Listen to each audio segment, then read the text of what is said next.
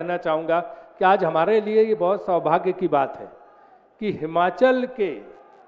हिमाचल का आगाज, हिमाचल की शुरुआत आज प्रियंका गांधी जी के हाथों से हुई है। और ये इस चुनाव में आप ये जान लीजिए कि प्रियंका जी ने इस चुनाव की शुरुआत की है तो इसमें फतेह बहुमत लेके यहाँ सरकार बनाएंगे, क्योंकि जो सरकार यहाँ थी जयराम सरकार, उसने आपको क्या दिया? पेट्रोल महंगा, डीजल महंगा, भारी महंगाई, खाने पीने की चीजें महंगी, गैस महंगी, दूध पे टैक्स, दही पे टैक्स, एप्पल पे, सेब पे टैक्स, और जितने वादे किए थे एक भी वादा पूरा नहीं किया। हम जो है महिलाओं को 1500 रुपए महीने देंगे, सबके फॉर्म भरवाए जा रहे हैं। आप ये हमारे सब लोग यहाँ जो बैठे हैं ये सब करें कि उन फॉर्म्स को भरवाएं सारी महिलाओं के लिए। हम जो है हर चीज सस्ती करेंगे। यहाँ पे जीएसटी जो सेब पे लगाया गया उसमें जो स्टेट का हिस्सा होता है उसमें हम कटौती करके करेंगे। 5 लाख युवाओं को रोजगार देंगे। और हम जो स्टार्टअप फंड में आपने देखा हमारी 10 गारंटी में, उसमें भी हम 680 करोड़ का प्रावधान कर रहे हैं जो सब लोगों को मिलेगा। वो 10 गारंटी आप घर घर तक पहुंचाइए, ये योजनाएं घर घर तक पहुंचाइए, लोगों को बताइए। आप हर कार्यकर्ता है जो बैठा है वो सोनिया जी, प्रियंका जी और राहुल गांधी है। आप लोगों को पूरा अधिकार है, सब जगह जाके पहुंचाइए और कांग्रेस को विजय दिलाइए, इस सरकार से मुक्ति दिलाइए। भाजपा मुक्त हिमाचल हमें चाहिए। बहुत बहुत धन्यवाद, बहुत बहुत धन्यवाद। धन्यवाद शुक्ला जी। मैं अनुरोध करूंगा छत्तीसगढ़ के मुख्यमंत्री श्री भूपेश बघेल जी आए और जनसभा को संबोधित करें। श्री बघेल साहब।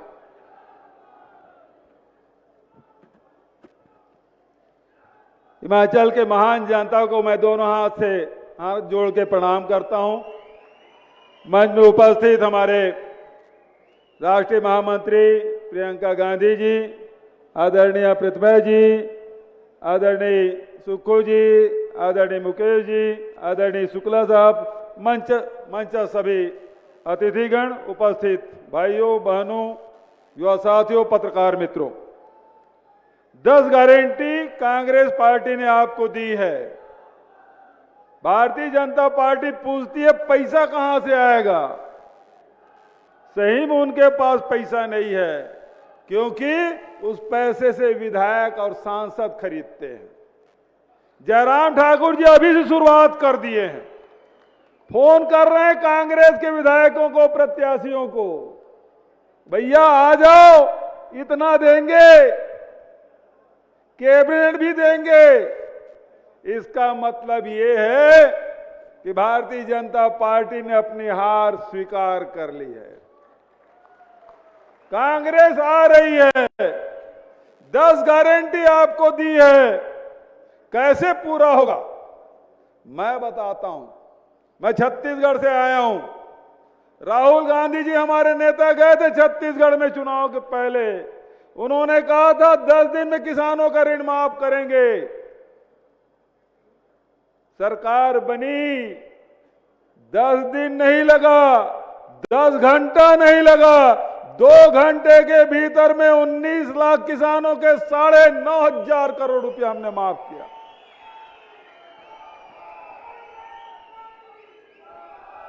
₹2500 क्विंटल में धान खरीदेंगे, ये उन्होंने वादा किया। आज देख लीजिए, इस साल जो धान बेचेंगे किसान वो 2640 रुपया पड़ेगा। राहुल जी तो 2500 बोले थे, आज 2640 रुपया। तो कांग्रेस कहती है वो करती है। ओल्ड पेंशन स्कीम छत्तीसगढ़ में लागू, राजस्थान में लागू, हम झारखंड में हमारी साझा सरकार है वहां लागू। तो हिमाचल में यदि आपसे कांग्रेस ने कहा है कि 10 दिन में ओपीएस लागू होगा, मतलब लागू होगा। आदरणीय साथियों, मैं एक बात का अपनी बात समाप्त करूंगा, क्योंकि आप प्रियंका जी सुनना चाहते हैं और मुझे भी बेल्लारी जाना, वहां नाइट लैंडिंग की व्यवस्था नहीं है, इसलिए मुझे जल्दी जाना है। राहुल जी के साथ कल पद यात्रा में शामिल होऊंगा।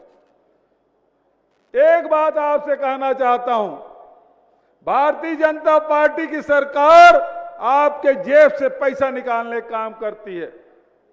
चाहे पेट्रोल की कीमत बढ़ा के, डीजल की कीमत बढ़ा के, रसोई गैस की कीमत बढ़ा के, आपके जेब से पैसा निकालने का काम कर रहे हैं। अब तो जीएसटी भी लगा दिया है, रोटी में 5%, पराठा में 18%, दही में भी जीएसटी। तो पैसा निकालने का काम वो करती है कांग्रेस है, वो किसानों के, मजदूरों के, गरीबों के, महिलाओं के, नौजवानों के जेब में पैसा डालने का काम करती है। आज आपसे वादा किया गया है कि महिलाओं को 1500 रुपया देंगे, आपसे वादा किया 300 यूनिट तक की बिजली बिल छूट देंगे, आपसे वादा किया है कि किसानों से 10 लीटर तक के दूध खरीदेंगे, 2 रुपया किलो में गोबर खरीदेंगे। ये काम हम लोग छत्तीसगढ़ में कर रहे हैं, यहां भी होगा, हिमाचल में होगा। आप चाहते हैं कि नहीं चाहते हैं? मैं आपसे केवल इतना सवाल पूछता हूं। हाँ चाहते हैं तो हाथ उठा के समर्थन करिए। तो बस एक नारा लगा के मैं अपनी बात समाप्त करता हूं। आपने हाथ उठा के समर्थन किया है, ये लड़ाई ये नहीं लड़ेंगे, ये लड़ाई आपकी है। तो आप हाथ उठा के बताइए, आप ये लड़ाई लड़ना चाहते हैं कि नहीं लड़ना चाहते? आप ये लड़ाई अपने हाथ में ले लीजिएगा, देखिएगा ये नोट धरे के धरे रह जाएंगे, काम नहीं आएगा। छत्तीसगढ़ में इतनी सीट आपने दी वहां की जनता ने 3/4 बहुमत से, हिमाचल में भी 3/4 बहुमत से कांग्रेस को जिताइएगा। ये पैसे धरे के धरे रहेंगे और जयराम जी को आप जयराम करिए, यही आपसे कहते हुए एक बार जोरदार जयकारा का आपसे निवेदन। कांग्रेस पार्टी, सोनिया गांधी, राहुल गांधी, प्रियंका गांधी जिंदाबाद, प्रियंका गांधी जिंदाबाद, प्रियंका गांधी जिंदाबाद। यदि संचालक महोदय कहें तो मैं प्रियंका जी को सीधे आमंत्रित कर लूं? तो प्रियंका जी आप जोरदार ताली बजाइए। प्रियंका जी को मैं आमंत्रित करता हूं, आप सबको संबोधित करें और मैं आपसे विदा चाहता हूं। धन्यवाद। जय हिंद, जय हिमाचल।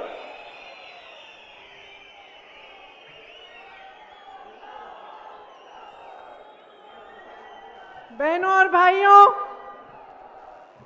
आप इतने समय से मेरा इंतजार कर रहे हैं, इसके लिए आपको बहुत बहुत धन्यवाद।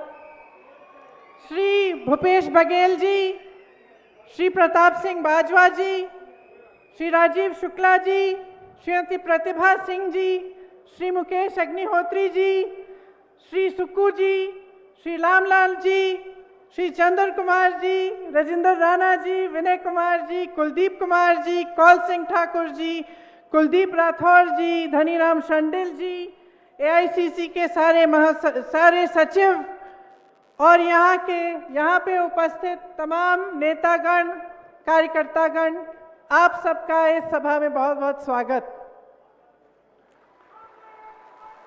यहाँ आने से पहले मैं माता शूलिनी के मंदिर में गई, इसीलिए इस सभा को सबसे पहले हम शूलिनी माता की जय बोल के शुरू करते हैं। आप मेरे साथ कहिए, मां शूलिनी की, मां शूलिनी की जय, मां शूलिनी की जय। कई नेताओं ने इंदिरा जी की जिक्र किया। इंदिरा जी का हिमाचल प्रदेश से बहुत लगाव था। यहाँ के पहाड़ों, हिमालय पर्वतों का उनके साथ एक, मैं कह सकती हूँ, एक आध्यात्मिक जुड़ाव था। आपको शायद ये मालूम नहीं होगा कि जब वे शहीद हुए, उससे कुछ समय पहले शायद उनको मालूम था कि शहीद होने वाली हैं। कुछ समय पहले उन्होंने अपने परिवार के सदस्यों को एक पत्र में ये लिखकर कहा कि मेरी अस्थियां सिर्फ संगम में नहीं विसर्जित करना, वहां जरूर करिए, लेकिन कुछ अस्थियां हिमालय के पर्वतों पर भी बिखेर देना। और उनकी शहीद होने के बाद मेरे पिताजी ने ये उनकी इच्छा पूरी की। तो ये जो हिमालय के पर्वत यहाँ से दिखते हैं, जब आपको इन पे बर्फ दिखती है तो उस बर्फ में घुली हुई इंदिरा जी की अस्थियां भी हैं। मैंने जब यहां घर बनाया शिमला में, शिमला के पास मशोबरा में, तो इसीलिए बनाया क्योंकि इंदिरा जी की एक छोटी सी निजी ख्वाहिश थी। उनका ये सपना था, उन्होंने हमें बहुत बार कहा कि जब मैं रिटायर होंगी तो मैं मशोबरा में एक घर बनाना चाहती हूँ और वहीं पे मैं रिटायर होंगी। लेकिन रिटायर होने से पहले ही वो शहीद हो गईं। वो बताती थी कि 25 जनवरी 1971 में जब हिमाचल का प्रदेश बना, तब वो यहाँ आई आप सबसे बातचीत करने के लिए, तो भारी बर्फ पड़ी थी और बोलते बोलते सभा में भी, सभा के दौरान भी बर्फ पड़ रही थी, लेकिन ना आप हिले ना इंदिरा गांधी हिली। और उन्होंने हिमाचल को प्रदेश इसलिए बनाया क्योंकि वो आपके हुनर को, आपकी हिम्मत को, आपके हौसले को पहचानती थी। अक्सर कहती थी कि आपकी हिम्मत, आपका हौसला पहाड़ जैसा विशाल है। जब हिमाचल प्रदेश बना तो उन्होंने शुरुआत की, शिमला में आकर सभा में ऐलान किया कि ये प्रदेश बनेगा। बहुत लोगों ने आलोचना की, उसमें कई ऐसे नेता हैं जो भाजपा में भी हैं। उस समय बहुत आलोचना हुई कि ये प्रदेश बना तो दिया इन्होंने, ये चलेगा कैसे, पैसा कहां से आएगा, आगे कैसे बढ़ेगा ये प्रदेश। लेकिन इंदिरा जी पीछे नहीं हटी। वो इसलिए पीछे नहीं हटी क्योंकि वो आपके हौसले को, आपके हुनर को पहचानती थी, उसका सम्मान करती थी। उनको मालूम था कि ये प्रदेश आप चलाएंगे, कि इस प्रदेश को आप बनाएंगे। और उसी तरह से जो पहले मुख्यमंत्री जी वाई.एस. परमार जी थे, उन्होंने आपकी सहायता के साथ, आपके सहयोग के साथ ये प्रदेश बनाया। इस प्रदेश को किसने बनाया? सिर्फ किसी एक पार्टी ने नहीं, एक सरकार ने नहीं। इस प्रदेश को यहाँ के कर्मचारियों ने बनाया। इस प्रदेश को यहाँ के युवाओं ने अपनी मेहनत से बनाया। यहाँ की महिलाओं ने बनाया जो दिन रात काम करती हैं। इस प्रदेश को यहाँ के वीरों ने बनाया जो सीमा पर हमारी सुरक्षा करते हैं और यहाँ पर अपनी आमदनी भेजते हैं। ये प्रदेश आपका है। तो आज ये चुनावी सभा नहीं है, ये एक सोचने का समय है, मंथन करने का समय है कि ये प्रदेश जो आपने बनाया, आगे बढ़कर इसका क्या होगा। जिन लोगों की मेहनत के बल पर आज इस प्रदेश में एक इंफ्रास्ट्रक्चर है, हेल्थ केयर की कुछ सुविधाएं हैं, सड़कें बनी, विकास हुआ, ये आप सब ने किया। अब आपके भविष्य को क्या होगा, ये समय है कि आप इसके बारे में सोचें। अगर आप देखें तो ये 5 साल जो बीते हैं, इसमें भाजपा की सरकार ने आपके लिए क्या किया। और मैं ये इसलिए नहीं कह रही हूं कि ये चुनाव है तो आलोचना करनी ही है, कि ये चुनाव है, हम इस तरफ हैं वो उस तरफ है तो हाँ उनकी बुराई करनी है। नहीं, मैं एक वास्तविकता आपको बताना चाहती हूं। कर्मचारियों को लीजिए, आपके प्रदेश में तकरीबन 2 लाख कर्मचारी हैं। आज कहाँ हैं? धरने पे बैठे हैं, महीनों से धरने पे बैठे हैं। सरकार का एक प्रतिनिधि नहीं आया। और धरने पे क्यों बैठे हैं? मैंने पूछा, अभी यहाँ आने से पहले मैं रुकी थी, उनसे बातचीत हुई। क्योंकि उनको पेंशन नहीं मिल रहा है।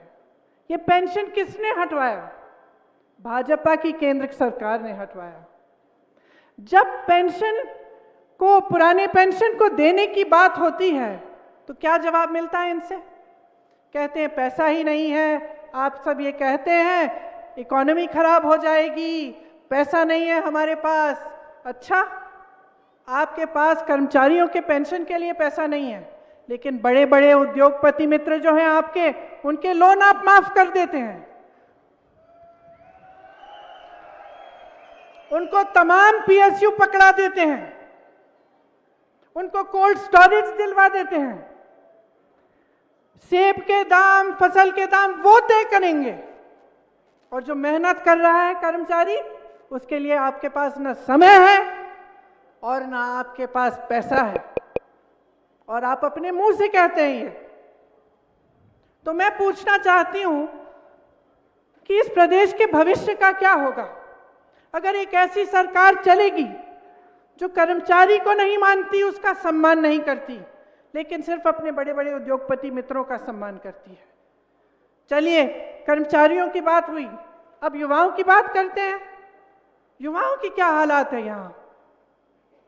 63,000 से ज्यादा सरकारी नौकरियां खाली पड़ी हुई हैं, पद खाली हैं, 5 सालों से खाली हैं, भरे नहीं जा रहे हैं। नौजवान बेरोजगार हैं, यहाँ पे बहुत सारे पढ़े लिखे नौजवान हैं। मैं जिससे मिलती हूँ, बीए पास, एमए पास, नौकरी है, रोजगार है? नहीं है जी, यही जवाब मिलता है। तो जो अपने भविष्य के लिए एक नौजवान ये उम्मीद नहीं रख सकता, जो मेरी नौजवान बहनें पढ़ती हैं, लिखती हैं, आप सब उनकी परवरिश करते हैं, मेहनत से पढ़ाते हैं, लिखाते हैं, लेकिन वे उम्मीद ही नहीं कर सकते कि उनको नौकरी मिलेगी, तो कैसी सरकार है ये? न महिलाओं के लिए कुछ है, न युवाओं के लिए है, न कर्मचारियों के लिए है। बागबानों को देखिए, आज जैसे मैंने कहा, फसल के दाम, सेब के दाम, आप यहाँ पे टमाटर उगाते हैं, मशरूम उगाते हैं, इस सब के दाम बड़े बड़े उद्योगपति तय करेंगे। आपको अपने फसल का दाम नहीं मिलना चाहिए। इसी तरह से छोटे व्यापारियों को देखिए, छोटे व्यापारी से पूछिए, क्या आपकी तरक्की हुई है 5 सालों में? सब सर हिलाएंगे, तरक्की नहीं हुई। तरक्की इसलिए नहीं हुई क्योंकि जीएसटी लागू हुआ, कोरोना आया, कोरोना में सहायता नहीं हुई आपकी, लेकिन हाँ, पीपीई पे घोटाला जरूर हुआ। युवा को रोजगार नहीं दिया, लेकिन पुलिस भर्ती में आपने घोटाला किया, यूनिवर्सिटी के इम्तिहानों में आपने घोटाला किया।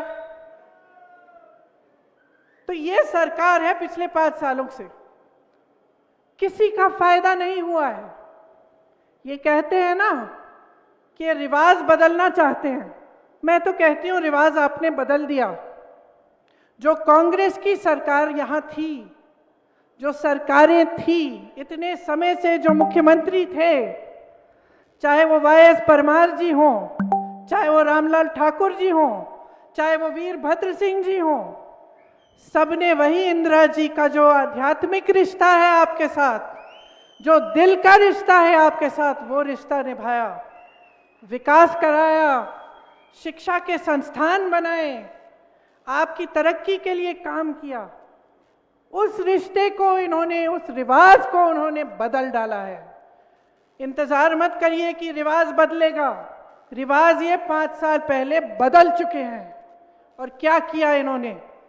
इन्होंने आपको देने के बजाय आपसे छीना।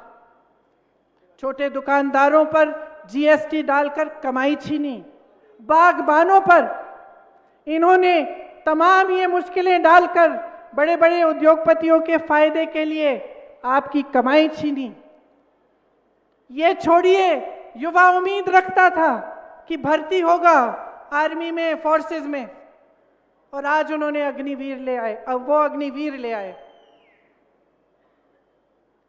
अगर आप अपनी फौजियों को, अपने जो देश के लिए शहीद होने के लिए तैयार हैं, उनको आप ठेके पे आप रखेंगे, 3-4 महीनों के, सालों के बाद बस खत्म बात, उनको पेंशन नहीं मिलेगा, उनको ठीक से सैलरी नहीं मिलेगी।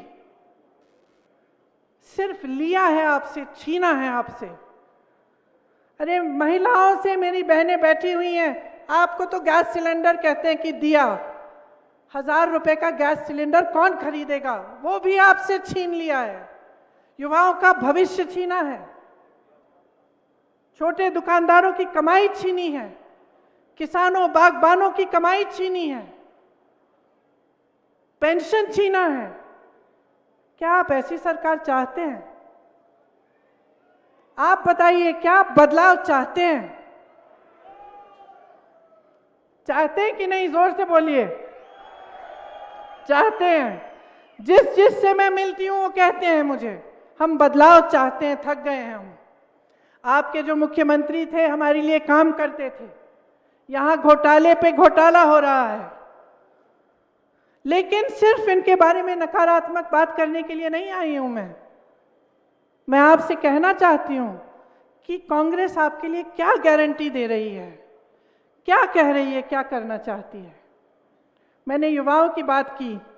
देखिए, एक देश, एक प्रदेश के लिए युवाओं से ज्यादा जरूरी, ज्यादा महत्वपूर्ण कुछ नहीं है। आपके भविष्य मजबूत होंगे तो प्रदेश आगे बढ़ेगा। इसीलिए हमने तय किया है, और ये मैं यहाँ इस मंच पे खड़े होकर आपको गारंटी दे रही हूं कि जब हमारी सरकार आएगी, मुख्यमंत्री जी बैठे थे, उनको जाना पड़ा, उन्होंने कहा था अभी आपके सामने कि उनकी सरकार बनी और जो वचन उन्होंने चुनाव में किया था कि किसानों के कर्ज माफ होंगे, वो 3 घंटों के अंदर अंदर सरकार बनने के बाद वो वचन उन्होंने पूरा करना शुरू किया। आज यहाँ पे खड़े होते हुए मैं आपसे कहना चाहती हूं कि जब कांग्रेस की सरकार हिमाचल प्रदेश में बनेगी तो 2 निर्णय एकदम पहली मंत्रिमंडल की बैठक पे होंगे। सबसे पहला, 1 लाख जो सरकारी नौकरियां हैं, जो पद हैं, वो भरे जाएंगे और वो नौकरियां मिलेंगी आपको। कुल मिलाकर 5 लाख रोजगार मिलेंगे, जिसमें से 1 लाख रोजगार पहले मंत्रिमंडल के बैठक में तय करे जाएंगे और उसकी घोषणा होगी। दूसरी चीज कि ये जो ओपीएस है, पुराना पेंशन, वो भी उसी मंत्रिमंडल के बैठक में तय किया जाएगा और आपके सामने लाएंगे, वो आपको वापस मिलेगा। इस प्रदेश के जो 2 लाख कर्मचारी हैं उनको अपना हक मिलेगा, क्योंकि ये उनका हक है, उनका अधिकार है जो उनसे छीना गया है। यहाँ पे तमाम युवा हैं, पिछले 5 सालों में नौकरी आपको मिली नहीं, रोजगार आपको मिला नहीं, लेकिन मेरे सुनने में आया है कि यहाँ पे ड्रग्स बहुत फैले हैं। एक ड्रग पॉलिसी बनेगी और डी एडिक्शन सेंटर हर जगह लगवाए जाएंगे। लेकिन सबसे महत्वपूर्ण बात है कि हमारा पूरा जोर रोजगार दिलवाने में जाएगा और 680 करोड़ का स्टार्टअप फंड बनवाएंगे। जो नौजवान अपना छोटा सा व्यापार शुरू करना चाहता है, स्टार्टअप करना चाहता है, उसको 0% ब्याज पर यह लोन मिलेगा और इसके लिए एक अलग से फंड बनेगा। जो सरकारी और पब्लिक प्राइवेट कंपनियां हैं, उसमें हिमाचल के रहने वालों को रोजगार की अहमियत मिलेगी। सबसे पहले आपको रोजगार मिलेगा। हर विधानसभा में हम कम से कम 4 इंग्लिश मीडियम पाठशाला बनवाना चाहते हैं। आपको याद होगा कि वीरभद्र सिंह जी ने शिक्षा के लिए कितना काम किया प्रदेश में। आज अगर बच्चा पढ़ा लिखा है, अगर हर नौजवान युवा युवती पढ़ी लिखी है, तो हम कह सकते हैं और गर्व से कह सकते हैं कि ये काम वीरभद्र जी ने करवाया था। मेरी बहनें यहाँ बैठी हुई हैं, मैं जानती हूं कि कितना कठिन जीवन है। हर परिस्थितियों में आप गृहस्थी भी संभालती हैं, बाहर काम भी करती हैं, खेती भी करती हैं, नौकरी भी करती हैं। और जब मैं आप सबको देखती हूं तो इतना गर्व होता है आप पे कि आप इतनी दृढ़ता से बगलामुखी मां की शक्ति से, मां ज्वाला जी की शक्ति से, मां नैना देवी जी की शक्ति से आप काम करती हैं, आप आगे बढ़ती हैं, चाहे कोई भी परिस्थितियां हों। हम चाहते हैं कि ये जो महंगाई की परिस्थिति है, जिससे आपको इतनी मुश्किलें हुई हैं इन 5 सालों में, इनका सामना करने के लिए आपको कुछ मदद मिले। इसीलिए कांग्रेस पार्टी ने तय किया है कि सरकार आने पर 1500 रुपए आपको आपकी सहायता के लिए दिए जाएंगे, हर माह दिए जाएंगे। ये आपके संघर्ष की पहचान है, हम पहचानते हैं और सम्मान करते हैं आपका। हम चाहते हैं कि आपको अपने संघर्ष में मदद मिले, लेकिन हम ये भी नहीं चाहते कि आप सब पढ़ लिख कर घर बैठे। हम चाहते हैं कि युवतियां भी पूरी तरह से अपने पैरों पर खड़ी हो पाए, आपको भी रोजगार मिले, आप भी जिम्मेदारी संभालें। इसीलिए सरकारी रोजगार की बात जब होती है तो हम ये खास हम महिलाओं को भी इसमें हम मदद करना चाहते हैं। मैं जानती हूं कि तकरीबन हर जगह एक मोबाइल क्लिनिक है।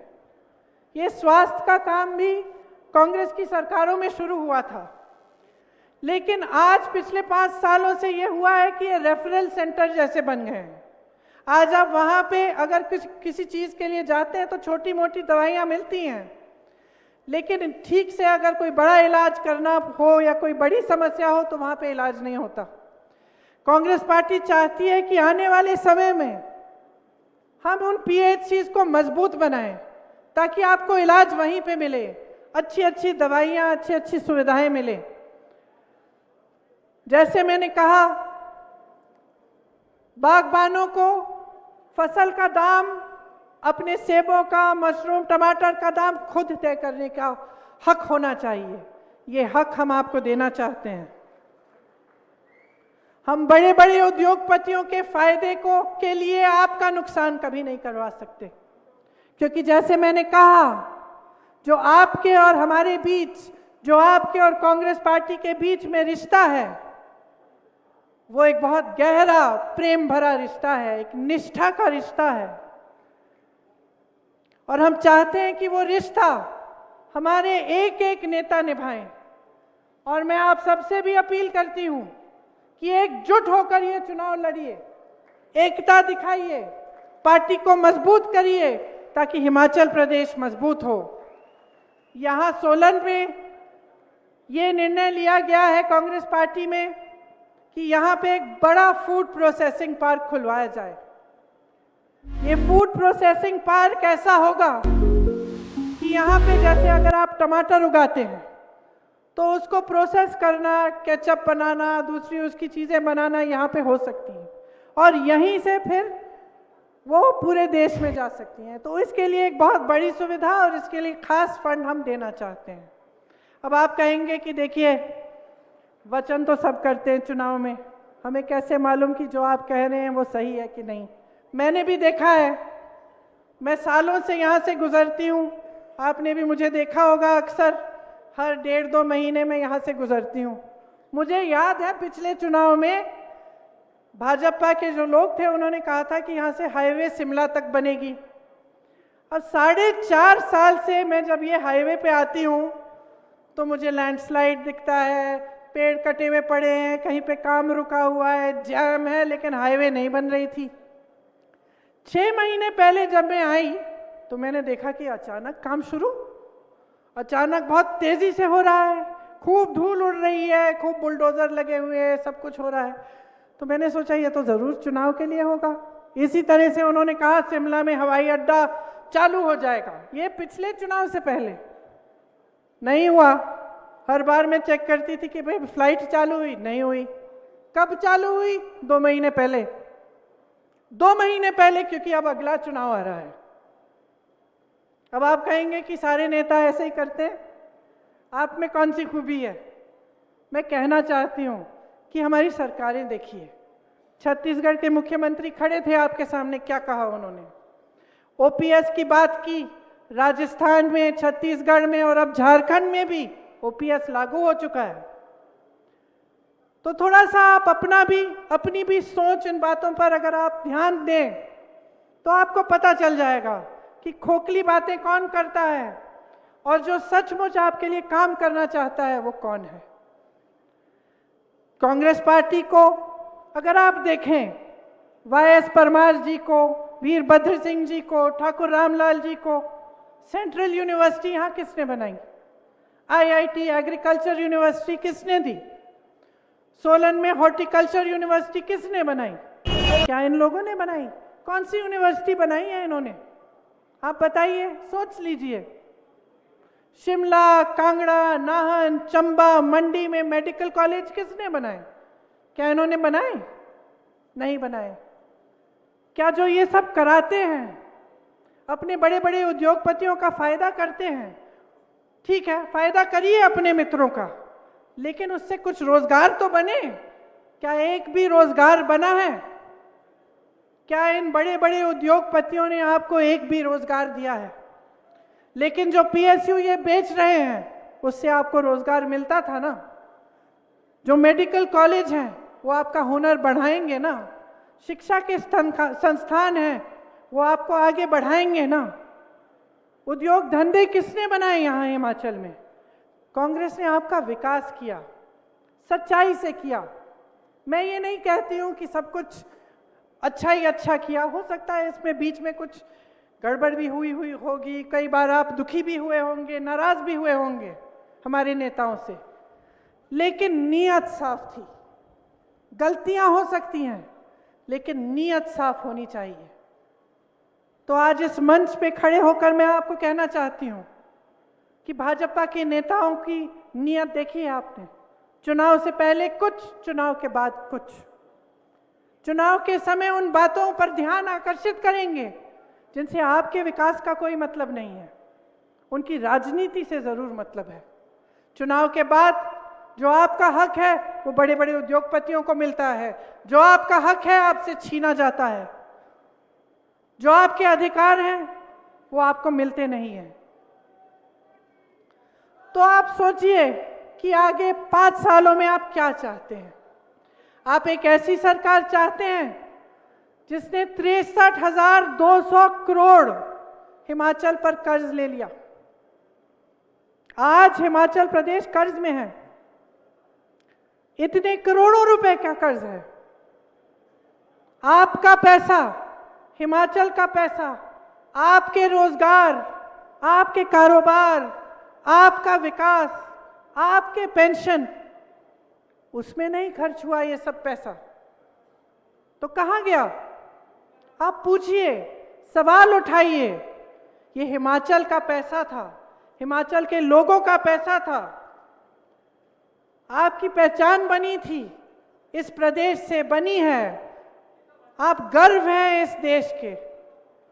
यहाँ इतने फौजी हैं, इतने लोग हैं जो हमारी सरहद पे खड़े होते हैं, शहीद होते हैं हमारे लिए। हमें गर्व है आप सब पर। लेकिन आप सही सवाल करिए। जो भी नेता आपके सामने आए उससे सही सवाल करिए। पढ़ी लिखी जनता है, सब समझते हैं आज ये समय आ गया है बदलाव के लिए। इस बात को ठीक तरह से समझ लीजिए, वरना 5 साल और गुजर जाएंगे लेकिन आपका कोई लाभ नहीं होगा। ऐसे मुख्यमंत्री, ऐसे नेता जो कभी अपने घर से निकलते नहीं हैं, जो आपकी समस्याओं को ना समझना चाहते हैं ना सुलझाना चाहते हैं, इनका आपका कोई फायदा नहीं होगा। इनसे कोई काम नहीं है इनका आपके लिए। तो मैं फिर से कहना चाहती हूं कि जो रिश्ता कांग्रेस पार्टी के नेताओं का, जो मेरे परिवार के सदस्यों का आपके साथ रहा है, उसको निभाना जरूरी है। आप सबसे मैं कह रही हूं, और मैं आपसे कहना चाहती हूं, जो जनता यहां बैठी है, कि उस रिश्ते को निभाने के लिए दो तरफ आपको भी निभाना पड़ेगा, हमें भी निभाना पड़ेगा। हम अपना इन्हें कर्तव्य का पालन करेंगे, आपके लिए जी जान एक करेंगे, आपके विकास के लिए काम करेंगे। आप जागरूक बन जाओ, हमारे लिए नहीं, सत्ता के लिए नहीं, अपने आप के लिए। जितने भी पढ़े लिखे नौजवान यहाँ हैं, आप समझ लो कि आपके भविष्य की बात है। अपने भविष्य को बहुत ही संजीदगी से लीजिए। आगे क्या चाहते हैं सोच समझकर अपना वोट दीजिए। आपने कहा कि 3 बजे ही शायद आचार संहिता लागू होने वाली है, चुनाव एकदम आ गया है। अब आप सबकी बातें सुनिए, उनका आकलन खुद करिए, सोच समझकर अपना वोट डालिए। आप कांग्रेस पार्टी को जिताएंगे तो ये प्रदेश आगे बढ़ेगा। आपको निष्ठावान नेता मिलेंगे, आपको ऐसे नेता मिलेंगे जो आपको सर्वोपरि रखेंगे। तो मेरी बातों पर आपने इतना ध्यान दिया, इसके लिए मैं बहुत बहुत धन्यवाद देती हूँ। देवभूमि को प्रणाम करते हुए परिवर्तन की प्रतिज्ञा के साथ मैं ये अपना भाषण समाप्त करती हूँ और आप सबको बहुत बहुत शुभकामनाएं देना चाहती हूँ, क्योंकि मैं जानती हूँ कि आप सही निर्णय लेंगे, आप सही निर्णय लेंगे और आप यहाँ पे बदलाव फिर से लाएंगे। जय हिंद, जय हिमाचल, बहुत बहुत धन्यवाद। जी धन्यवाद। आप सब लोग नारा लगाएंगे, आप बैठे रहिए। प्रियंका नहीं ये आंधी है, दूसरी इंदिरा गांधी है। प्रियंका नहीं ये आंधी है, प्रियंका नहीं ये आंधी है। प्रियंका जी की बात पर मोहर लगेगी हाथ पर। प्रियंका जी की बात पर, प्रियंका जी की बात पर। आप सब लोग का धन्यवाद। और अब धन्यवाद जो है, vote of thanks Shri Harshvardhan Chauhan, जो शिलाई से हमारे एमएलए हैं, चीफ विप हैं पार्टी के। मैं उनसे अनुरोध करता हूं कि वो आए और आप लोगों को संबोधित करें, वोट ऑफ थैंक्स करें। आदरणीय श्रीमती प्रियंका गांधी जी, हमारी राष्ट्रीय महासचिव शुक्ला जी, प्रतिभा सिंह जी, सुखू जी, मुकेश अग्निहोत्री जी, मंच पे सभी महानुभाव उपस्थित, भारी तादाद में हिमाचल प्रदेश के विभिन्न क्षेत्रों से आए हुए सभी कांग्रेस कार्यकर्ता, मैं अपनी तरफ से प्रदेश कांग्रेस कमेटी की तरफ से श्रीमती प्रियंका गांधी जी का दिल की गहराइयों से धन्यवाद करना चाहूँगा कि उन्होंने आज समय निकाल करके हमारा जो हौसला बढ़ाया है, हमारा मनोबल बढ़ाया है। और मैं आश्वासन देना चाहूँगा